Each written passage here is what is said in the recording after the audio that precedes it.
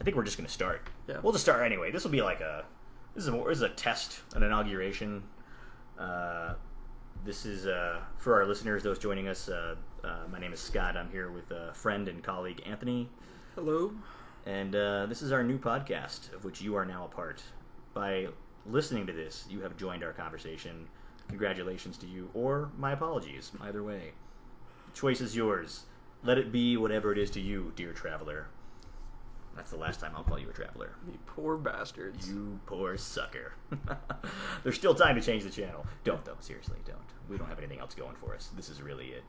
We're two guys drinking red wine on a Friday night. Yeah. Clink me. And if that's not sad enough for you, I don't know what your problem is. Sad. More like sexy. What's sexier than... I'm in an undershirt and I'm covered in sweat. Because it's hot here. Quite frankly. I suppose all of that would be fine. I would say sexy, but you're not into dudes, so... Even dudes who are into dudes can't say this is sexy. And by this, I'm indicating myself. Maybe not your physical form, but you have a strong mental I like that. action. And Thank you for verifying that. It's been a belief of mine for some time. That in and of itself is sexy. It's a sense of humor, really. Yeah. Well, the ladies have told me that it is a sense of humor, you know.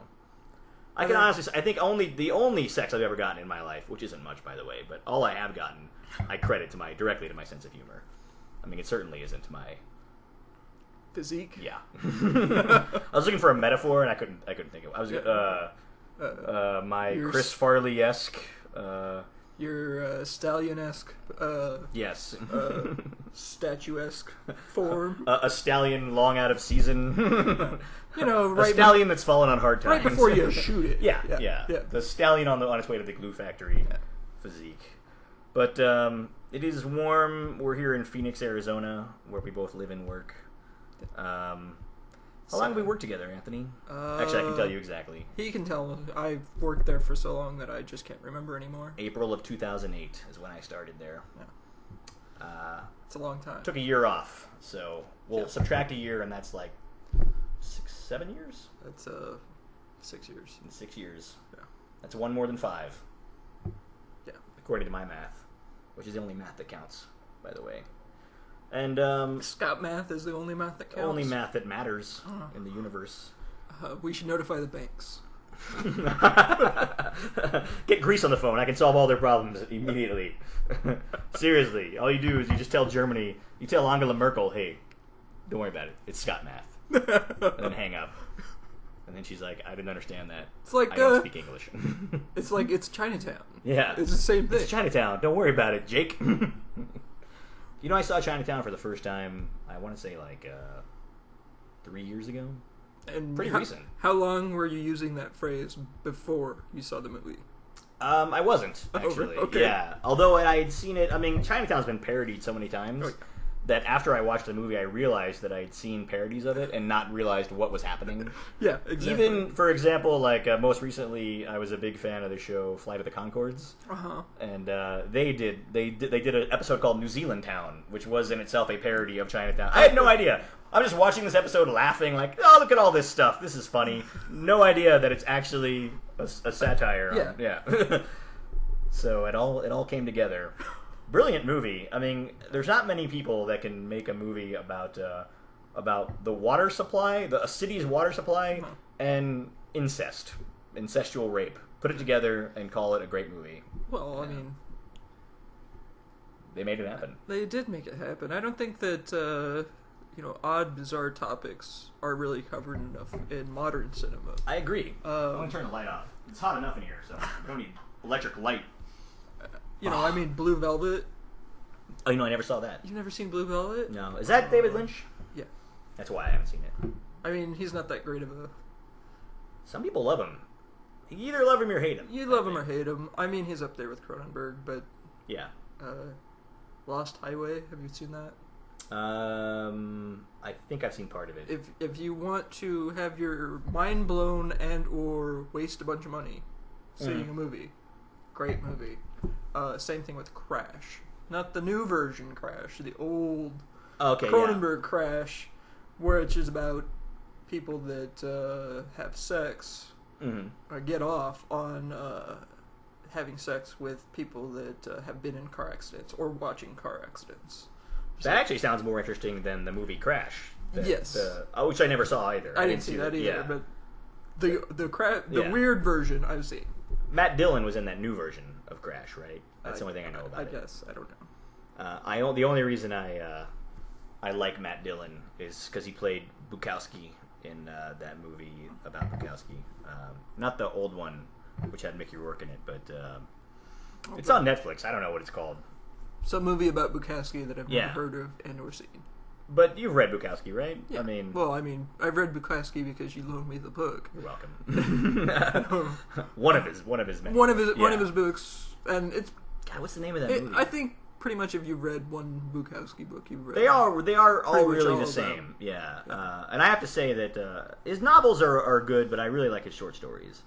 I've been reading a lot of his poetry through this. It's interesting. This site that I'm on. Yeah. And I like his poetry, I think, more than I like his novels. A lot of people have said that to me. Basically because his poetry is like a distilled version of his bleak and horrible outlook. Yeah. And poetry really lends itself better to that form than a whole novel does. I agree, and I think that's the same reason why I like his short stories better. That's how I was introduced to him. Was a friend of mine gave me a book of his short stories, and just said he actually gave it to me lent it to me with a warning. He was like, "I don't know if you're gonna like this. It's really out there," and I immediately loved it. I mean, I was like, "Oh yeah, I love this because it's all about just drinking and being unemployed and hating life and hating the world, and it is bleak, as you said, and for some reason I love it. I don't know, but let's talk about your writing. You're an actual writer. Well, yeah. I mean, I write poetry and short stories. That's writing. That and songs. I write songs too. The lyrics, not the actual music. I have my collaborator Jennifer. You have people for that. Writes the music. She's my bassist, and she's your people. She writes the music. She's amazing. She's in like 4 bands right now. How did you come into contact with her? How'd that happen? She's my sister. Oh, right. Yeah, I met her once. She's my older sister. She's in I think three bands. She's in. Well, no, Quarter Inch Crown is dead, so. May they rest in peace. She's in Francisco, which is like a 2-piece bass and piano. I like it. Like keyboard, really. I like it. She's in my band, which is Darkness on Fire. Nice. I sing songs, I write the lyrics, and she's the bassist. It's like a dark rock would be the best way to... Is it just you and a bass player? Me and a bass player. I mean, there's space for other instruments, but right now it's just me and a bass player. And it's like beatnik poetry. Yeah, kind of. I mean, the lyrics themselves lend themselves to sort of a dark undertone, so having a bassist there is just amazing. And I read this article recently about how the bassist is really the heart of the band because they provide the tempo and the actual spacing for the music, and without that you can't really hang melody. I think every bass player in America just is saluting you right now. Yeah, well, I mean, that's exactly the response I got when I shared that with everybody on my Facebook you page. Gave I got like the most likes I've ever gotten on Facebook. You gave every bass player in America a boner with that. They're all fully erect right now. Even the female ones, fully erect right now. Yeah, which that's we can all appreciate that. Yeah, so that's something. So how did you get into writing in general? I've been writing since I've been writing since I was in middle school, since 7th grade. Very cool. In 7th grade, I had a pretty amazing English teacher whose name I can't remember. And she really encouraged people to write and whatnot. And I won a district-wide poetry contest with a poem that I've read now and realized was total shit. Well, it's a 7th grade poem. But I do appreciate that they picked my poem because it really did solidify my desire to keep writing. Yeah. And I wrote on and off for about 6 years from there, and stopped writing. I started dating this woman, and she really consumed all of my time and effort. Yeah, that'll happen. Sure. And then she passed, and sort of passed away, as in death. As I'm sorry. Not of this world.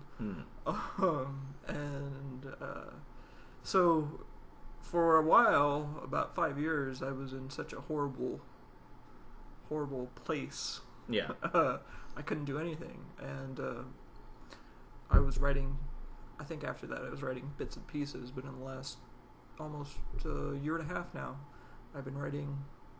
Yeah, I was going to say 3 times a week, every week. It does seem that you've stepped up your game in recent years. Yeah. Except for April. April is a horrible month for me. It's both my birthday month and National Poetry Month. So what I do for National Poetry Month is I write a poem a day in addition to my normal 3 times a week. So it is a grueling slog of just poems all the time. But I will say it really has stepped up my ability to basically write on demand. You're the Jonathan Colton of poetry at that point. Yeah. Doing the thing a day.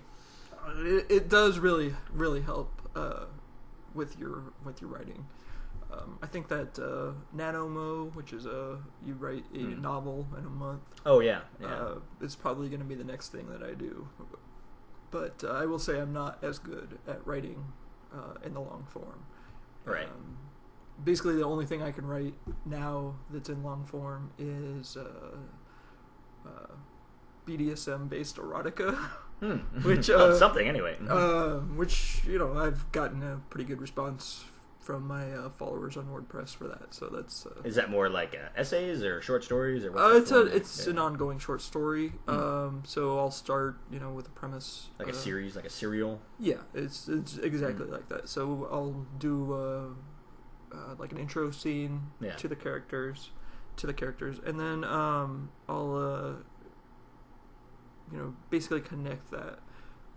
Usually it's a intro scene, an actual scene, which is a BDSM scene, scene in capitals, and then a connector, and then another one, and then a connector.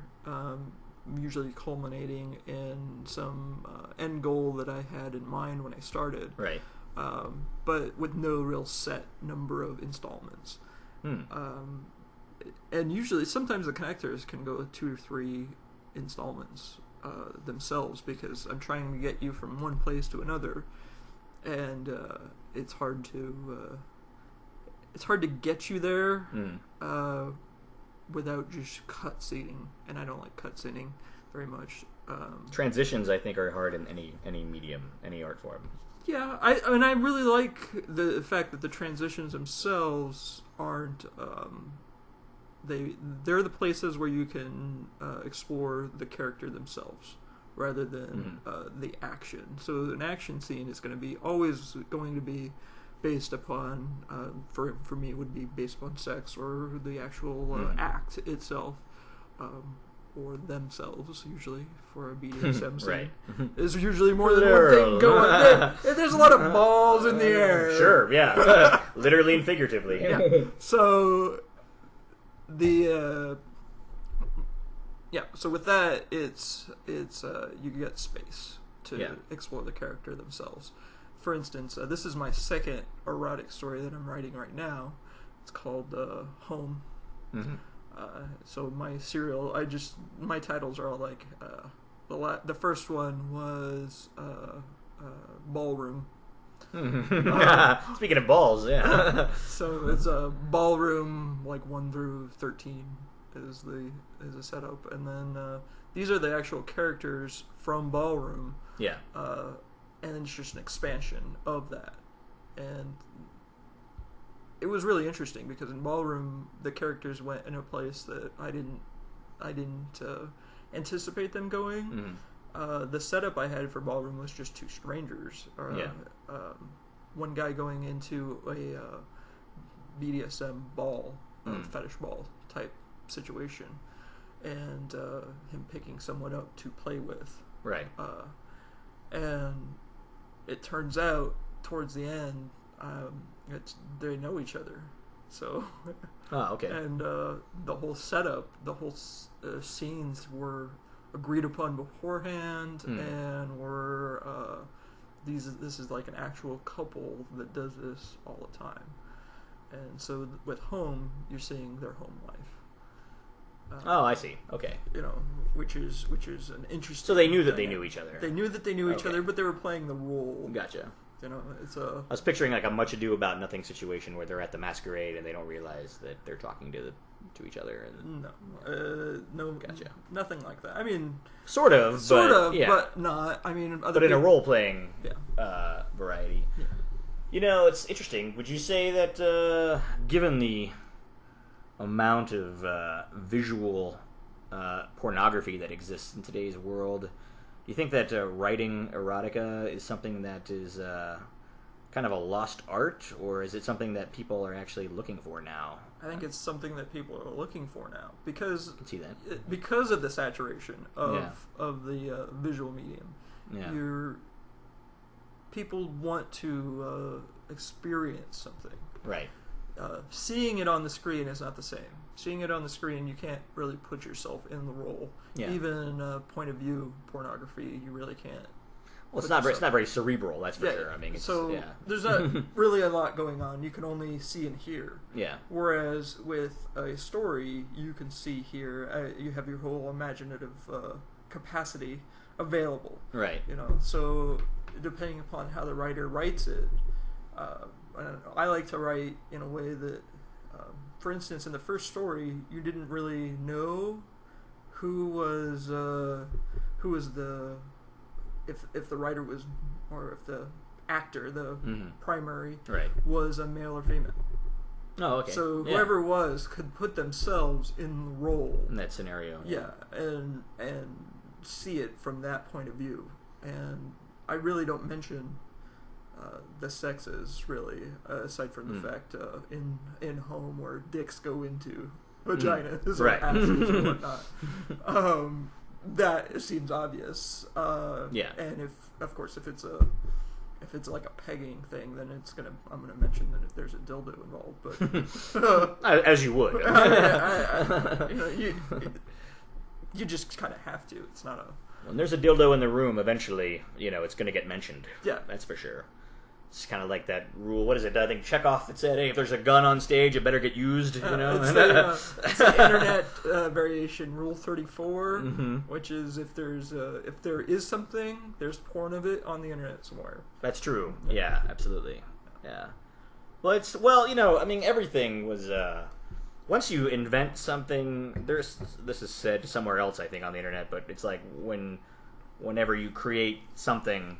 Like with the invention of the camera, for example, like a minute later, it's being used to take naked pictures. I mean, it's everything always goes back to porn at some point, And we really have to credit all of those porn pioneers with the the embracing of these new technologies, because that's really where it starts. The internet. What did the very first thing that I did on the internet, and this was like before the internet. This was like BBS dial-up into a computer locally. You know, very first thing I did, I downloaded naked pictures. So, I mean, it took forever, but that's what I was there. And this was just last year. That's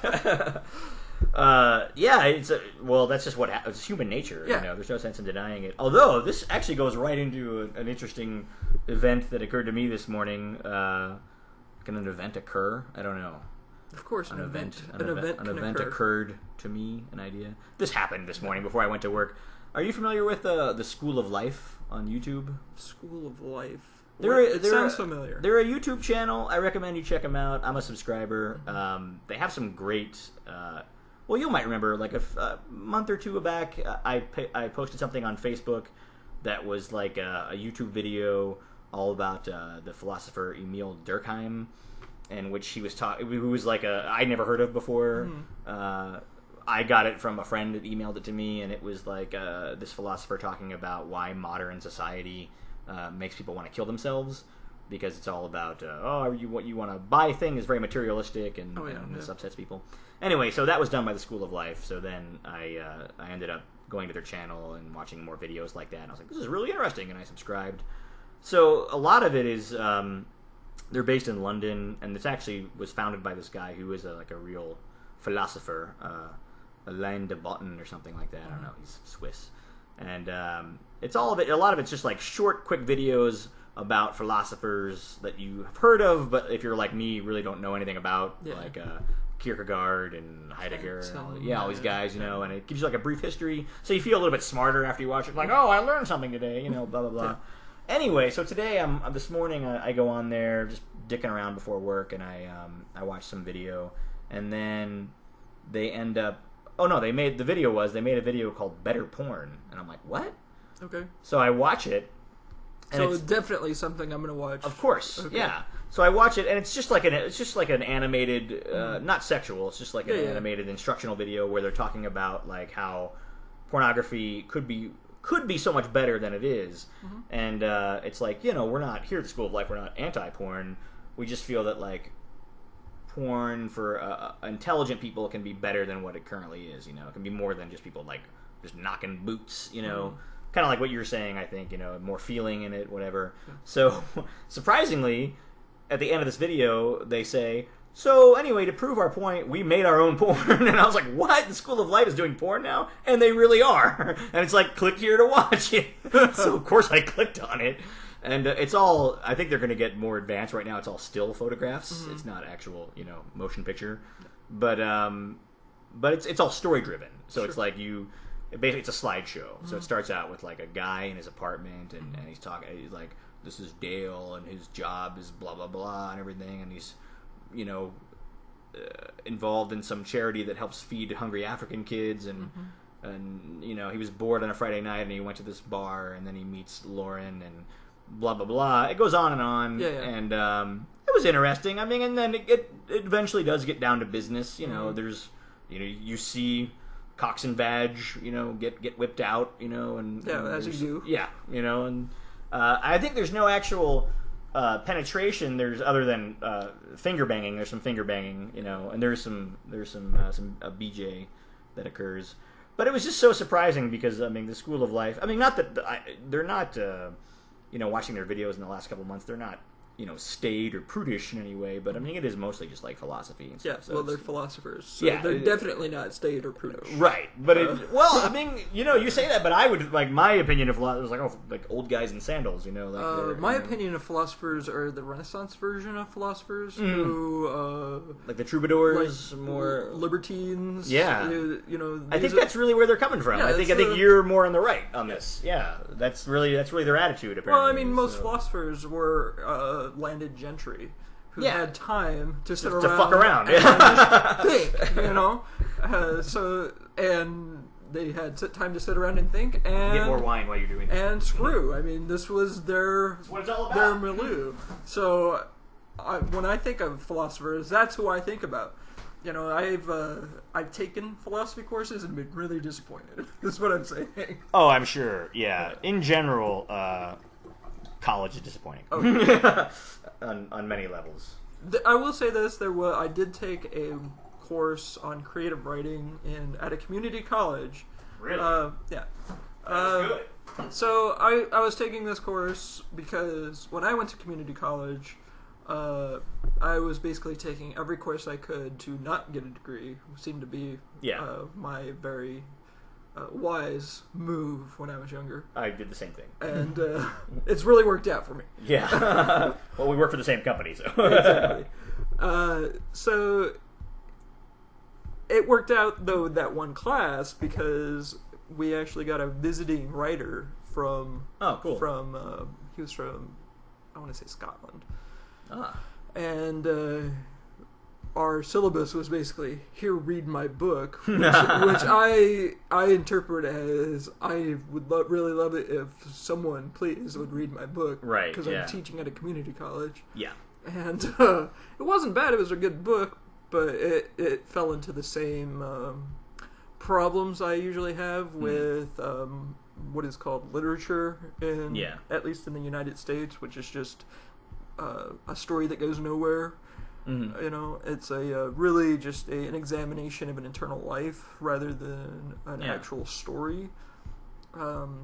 Really? You think? I mean, you're talking literature or just fiction in general? Like, what is considered literature? I don't really know. That's why I'm asking. No, I'm not saying. I'm not asking you what is considered literature. I'm saying what is considered literature. Oh, okay. And I'm just saying that modern literature, the genre itself, that is classified by most bookstores and online and whatnot. Because there seems to be a lot of books that are that I don't like, that are very centered around like action, like the story of Tom Clancy. You know what I mean? Like, follow this action. You know, and I'm all like, I don't care. Well, the problem with Clancy is that he got successful.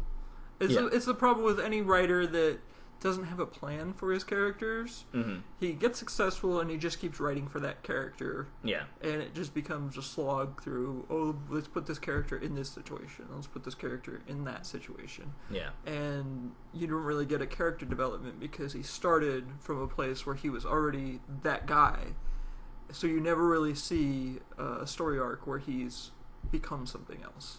And that's really the problem with that type of story that I see. Like, even like Clive Cussler, which is a fun book. Yeah. Generally, his books are fun, but not very. You're not going to go back and reread them, is what I'm saying. Right. Yeah. You know, there's nothing there. There's no there. I got you. Yeah. I mean, I think one of the reasons why it's hard for me to find a book that I like is that you're a horrible person. Yeah. Who cannot. Yes. Give a writer, or even a newbie writer, enough time to grow as a writer. You're just saying that because I've rejected so many of the books that you have. I'm saying that because you've rejected the first novel, The Dresden Files, because his writing is not amazingly good, and that's true, because that's his first novel he's ever written, and... Yeah, but I liked what was that other first novel that I really liked? You liked Wise Man's Fear. No, the first one. You liked Name of the Wind, where he took. That was his first novel. Yeah, but he took 10 years to write it. Well, hey, if it takes 10 years, it takes 10 years. I don't know how long to write the second book, and if we get the third book before he dies, I'd be amazed. Or before I die. Yeah, well, that's another story. What I'll say is that I agree. I'm a difficult customer to please. But because, as far as I can tell, or as best as I can articulate it, I like books that are fiction. Now we're talking fiction. I mean, nonfiction is a whole different thing. But fiction, I like something that does have like some action to it, but it is sort of like intelligent, like on the literature scale. You know what I mean? Whereas I think like pure literature, I just picture like Jane Austen, where it's just like people just talking about emotions and their inner life for like 200 pages, and I'm like, too boring. I can't get into that. Whereas like Clancy's the opposite end of the spectrum, where it's like just pure action, man. We're gonna go invade Russia, and I'm like, I need something in between that's done really like intelligently done. Like action. American Splendor versus Michael Bay. Is what you're saying? Or you know what? Here's an example. Take like The Bourne Identity again, and compare that to what's like any Michael Bay movie. Yeah. You know, so Michael Bay equals horrible. Yeah. You know, whereas I thought The Bourne Identity, especially the first one, was great. The first one is amazing. I think it's an amazing movie. Yeah. I mean, and because it's like there's a lot of action, but it's also intelligent. Yeah. And though, if we're going to talk spy films, I'm going to say Sneakers is amazing. Classic. Yeah. Or absolutely. Spy Game. Also a classic. I think a new classic. Yeah. Yeah. Is like one of the best movies I've ever seen. And speaking of Clancy, though I have read, I think, 2 of his books and I didn't like them, I do love The Hunt for Red October. Is one of my favorite movies. That's one of his first books. So, the book is not. I read the book. It's not very good. The book is very good, but I will say the movie's great. I think. I thought it was a great movie. It was a great movie. Really well done. Really great characters. I mean, you have Sean Connery in it. Absolutely. Faking a Russian accent. Poorly. Very poorly. But he's still good. But it's Sean Connery, so Sam Neill is great in it. And Alec Baldwin does a great job. Alec Baldwin with really that does a good role. great job. Yeah. I really wish it had been Alec Baldwin for the following movies. They switched to Harrison Ford because he's like an everyman, likable everyman is what Harrison Ford's niche is. And, and if you could even call that a niche. But he's a little too good looking for an everyman. It's Hollywood. Yeah, but Gene Hackman was the original everyman actor. He was not good looking. Well, I would agree with you, but it's modern Hollywood. Yeah. Gene Hackman is from arguably from an age before. Yeah, 70s Hollywood. Yeah, 60s Hollywood, whatever. Yeah. If you want characters that can be an everyman character, you're gonna have to go to British cinema.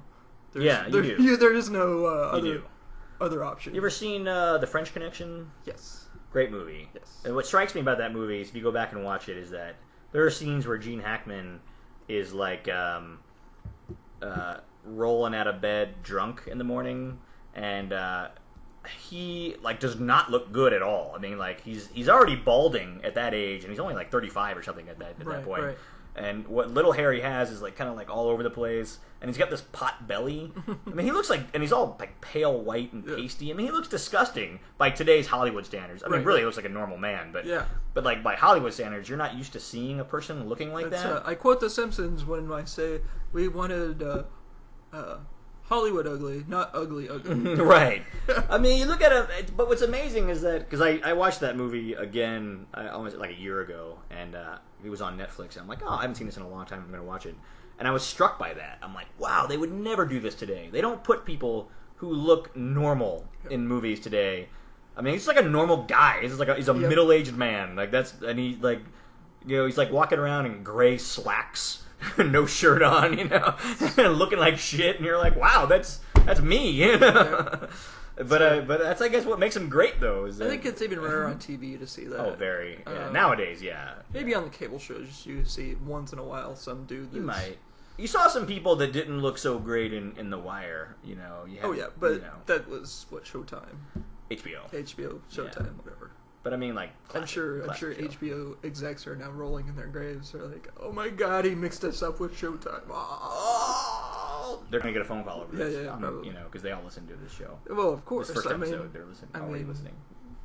They're on my Rolodex. I don't know if they're on yours. Surprised you have a Rolodex. Well, that's why they don't call me. Speaking of TV shows, I'm going to switch gears just because I feel like it. Sure. Do whatever I want. Speaking of HBO, did you watch the first season of True Detective? No, I have not watched the first season of True Detective. I think it's great. I know that the second season is being mourned on the internet as like this massive turd that was set done in like the center of the room and just left there. So awful. And then you come in and you're like, what the fuck happened here? Here's the reason why. I'm going to tell you right now. I'm going to clear it up for our listeners.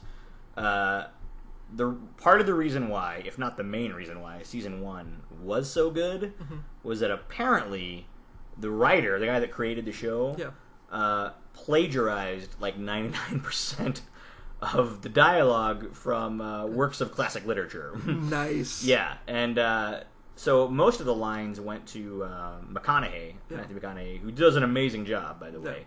He is an underrated actor, I think. I have a whole new level of respect for him based on this show.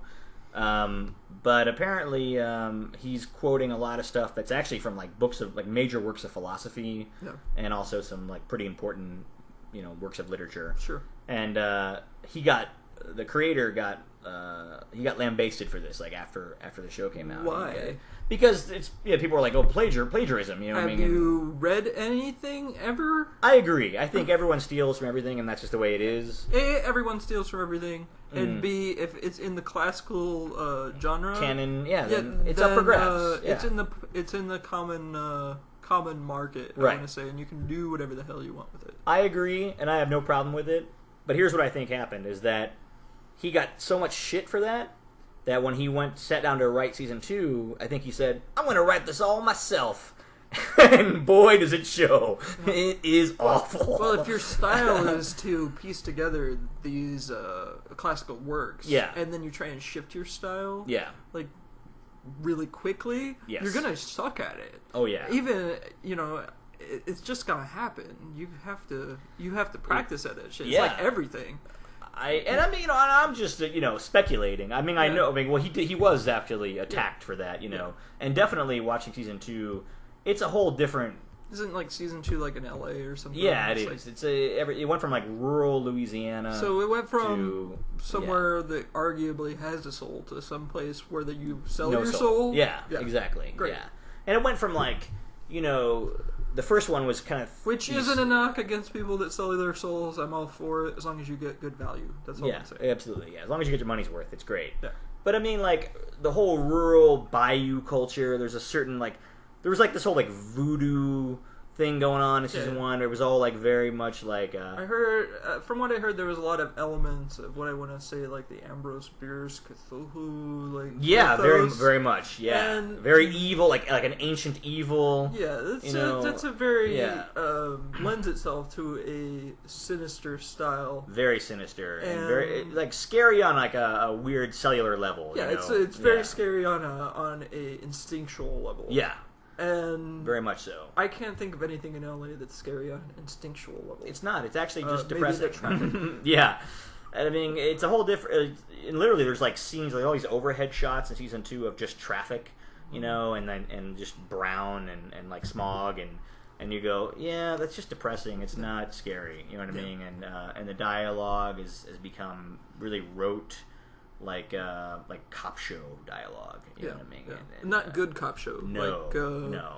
Like Hill Street Blues is right. Bad cop show like every CSI. Yeah. There's like stuff where they're trying. You can tell like they're really trying to be deep, and just failing. No. Not for a lack of trying, because Rachel McAdams and Colin Farrell are both solid actors. Yeah. They're doing the best they can with what they got, but the material is lacking. So I think it's interesting that they chose Rachel McAdams, since she's mostly known for like comedic romantic comedies. She does a great job with this character. She's a very hard-edged female cop, lady cop. That's cool. Yeah, she does it well. For some reason, she's like, to me, I find her really sexy. I mean, yeah. I mean, she's good looking anyway, but just her. She has like this voice and these eyes. Yeah, that just really like peer into your fucking soul. Yeah, and I really find that really sexy. So yeah, I don't know what it is, but I was trying to remember what I even saw her in, and I don't even know. I mean. But she's doing rom-coms, and that explains why I've never seen her, I've seen her in a lot of things, but I like romantic comedies. Well, there you go. And I don't like I don't like horrors. I like thrillers. I don't like horror movies. Me neither. So, I find that interesting, since my people, as it were, are goth-type people, or alternative type people, are really into like the horror genres, even as seeing horror as comedy. Yeah, but I just can't get into it. It's just I feel like horror's gone mainstream now. Anyway, it's not what it once was. I did see anything by Rob Zombie. I'm probably gonna watch, because he puts a lot of atmosphere, even in the gore. Yeah, he puts a lot of atmosphere in his movies. His reboot of I want to say Halloween. Yeah. Was just amazing. I mean, I sat down and watched that with commercials and all with a friend of mine, and we were supposed to go out. We ended up watching this fucking movie instead. That's how riveting it was. So, well, like you, I'm also not a horror fan, but I'm all about things that are done well. So, and there isn't really a lot of horror done well. That's true. It's become like porn now, like these Saw movies. It's torture porn. Yeah, exactly. And not like fun, happy torture porn like BDSM, where everything's consensual, but like all like in your face. Let's tear out their eye and see what happens. Yeah, let's show it on screen. Yeah, it's disgusting. Thank you. No. Yeah, I agree. I agree with your no. So that's where we're at with, and actually, we just came from work, by the way, listeners, and I was watching the last episode of season 2 of A True Detective at work. I haven't finished it yet, but I still don't even know what's going on. Like they're there's all these plot points that apparently I've missed because I've been so bored throughout the show. I've only been like half-assed watching it, you know? Yeah. So I've been really kind of ignoring the major plot points. So they're kind of in the process now of wrapping everything up. I don't even know what's happening, so it's like I feel like I've really not got my money's worth out of this at all, and I'm not even paying to watch it because I don't even pay for HBO. Whoops! So I feel that there's a lot of people in that same boat watching Game of Thrones. I don't know, man. I gotta say I love it. And I never read the books, though. And anyone that's read the books, the first couple seasons are good. Yeah. And seeing Littlefinger being that much of a bastard and seeing all his plans come to fruition is just amazing. I really love that. But and the guy that they have playing Baelish is just... Honestly, that guy just deserves an award just for playing that character. Another Wire actor. Yes. Yeah. And he is...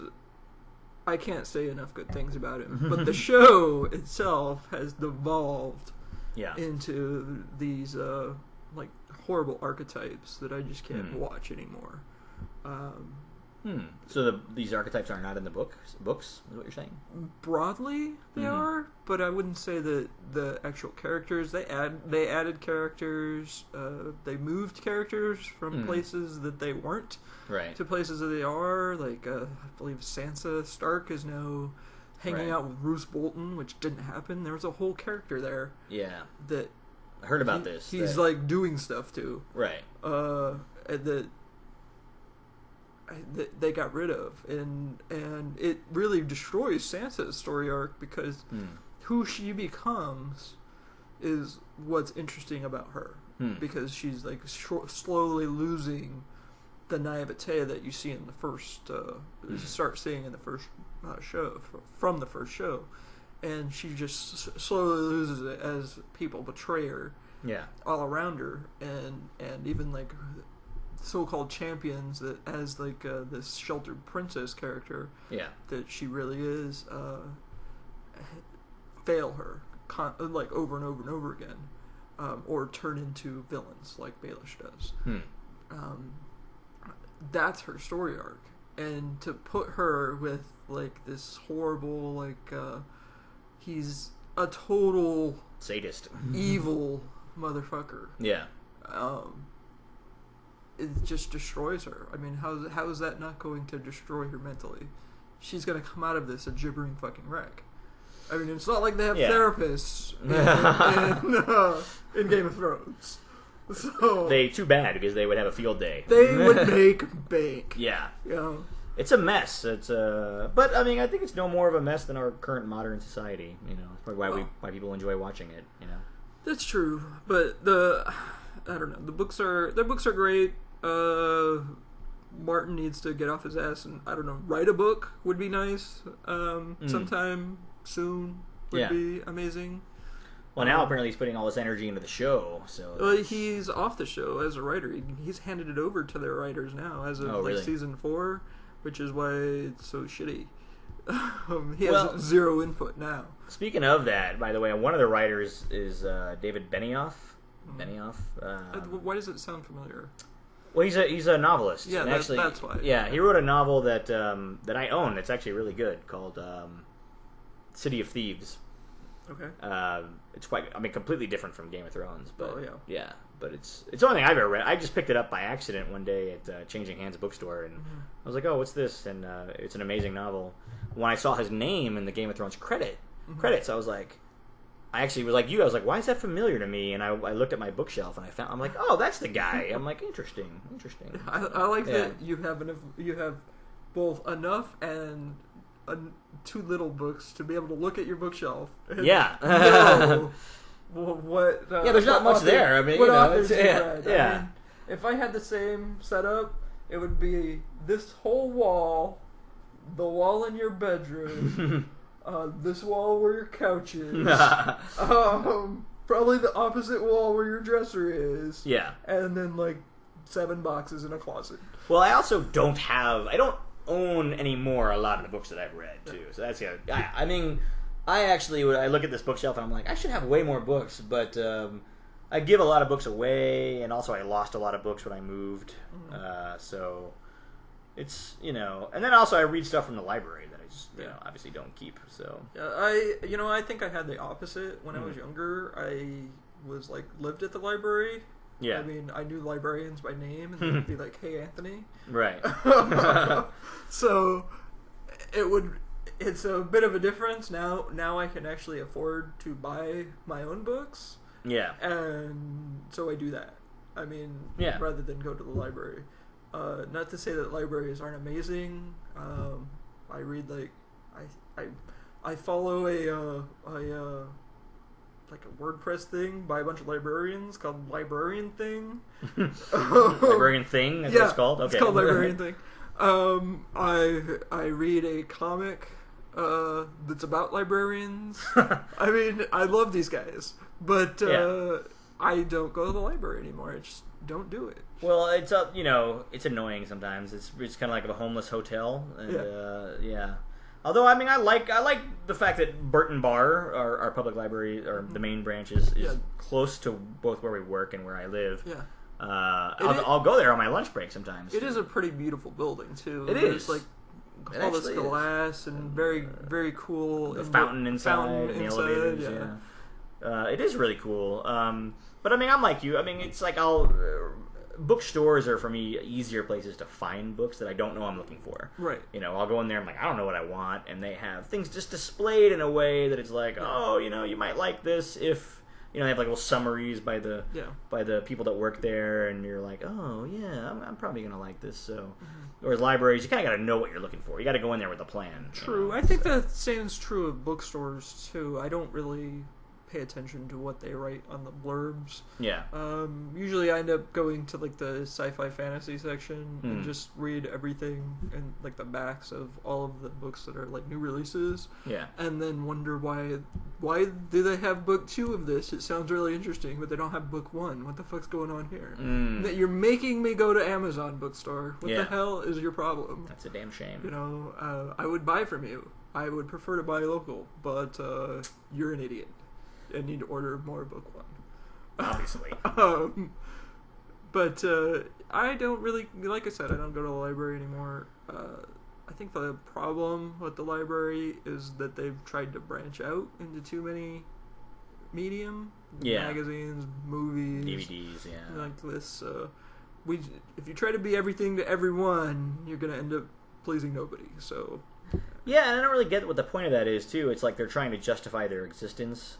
And I'm like, well, you're not a business. You're publicly funded, so if people aren't reading, then so what? You should still exist. That's true, but I think that when budget time comes up, they're like, you know what we should do? I know that we spend, controversially, an enormous amount of money on defense, for instance. Yeah.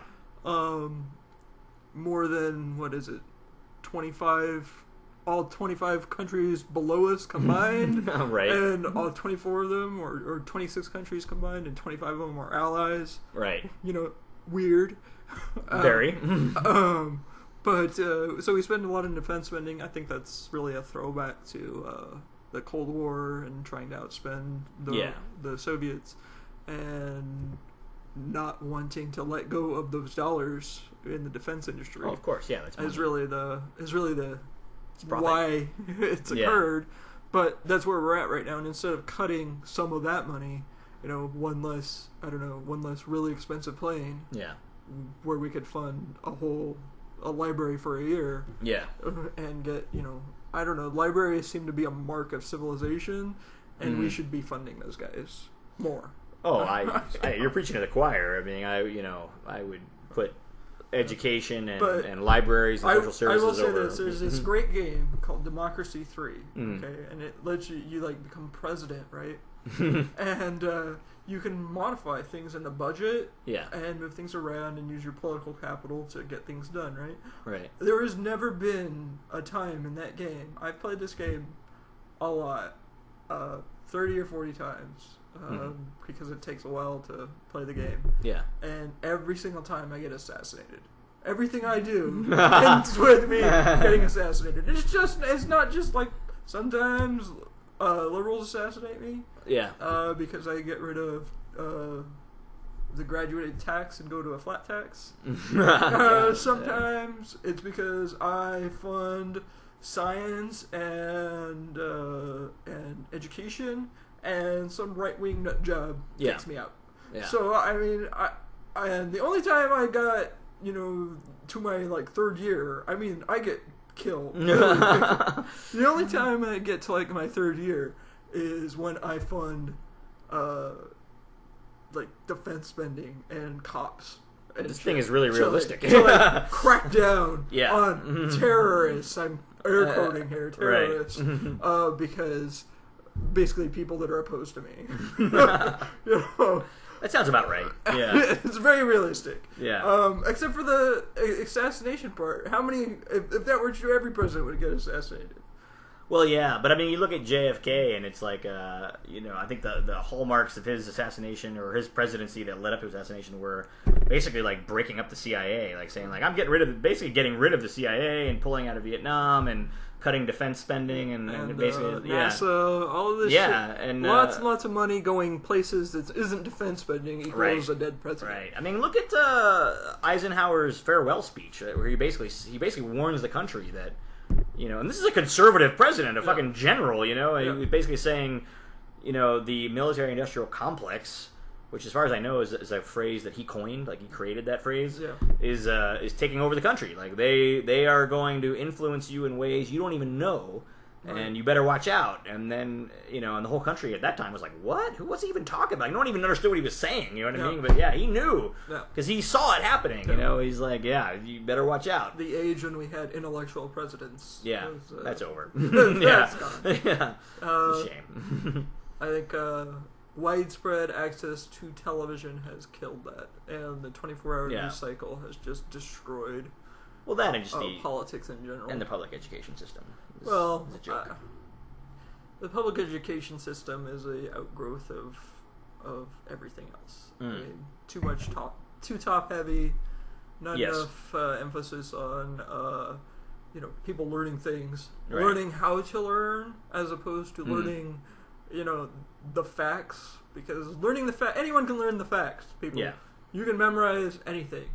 Learning how to learn, you're going to have problems if you don't know how to do that. If you don't know the meaning behind the facts, then it's just empty rote memorization. I mean, I can memorize words on a page, but if I don't know the meaning of those words, it's very empty. It's I'm not gaining anything. I'm not growing as a person. In that case, anyone can tell you anything. They can tell you that this is the best idea ever. Yeah. And it's that thing that you memorized. Oh yeah, it's that thing I memorized. It must be good. I had to memorize it. Right. Rather than actual, knowledge. Who needs that? Yeah. Weird. Well, I think we're getting up here on an hour almost. So we just talk and talk and talk. I think that's the hallmark. The people love it, though. The people? Is that who we're doing it for? Yeah, the people. The fans demand it. And and the fans will rise up and support us on their shoulders. I'm going to go ahead and assume that we already have a wide fan base. Okay. Even though this hasn't even been released yet, and we have a fan base. Yeah. So I'm operating off of that philosophy. That's my platform. So delusion is your platform. Yeah. I mean, it works for our politicians. That's how I live my life. They have money. And, I don't have that. I just have delusion. Yeah. Money's next. It's I'm making a checklist. Okay. Is this like the underpants gnome theory of everything, which is find underpants, shoulder shrug, profit. I don't know what that means. You've never seen that? It's a South Park episode. And there's these gnomes, right? And they steal people's underpants and like laundry. That's why there's always like one less than what you put in. And they're the ones that are stealing it. And their whole the Cartman and them, they all infiltrate the underpants gnome's lair. And down there, there's like they have like a one of those like whiteboards. Yeah. And it says, first, we steal underpants. Second, shrug. So it's underpants plus shrug equals profit. That's my model. So the huge delusions for delusions of grandeur, and then I don't know, something great after that probably. Yeah. Grandeur. Yeah. First illusions of grandeur, followed by actual grandeur. Yeah. I mean, that's the goal. That's living the dream. I'm just I'm excited just thinking about it. So thanks for joining us. This has been the first episode of Scott and Anthony on our as yet unnamed podcast. I guess we'll just call it Scott and Anthony for now. Just the unnamed podcast, or Anthony and Scott if we're going alphabetically, which that kind of sounds better. Scanthony. Scanthony. Anthoscott. Yeah, Anthocott. Anthocott. Yeah, that sounds like some sort of prehistoric fish.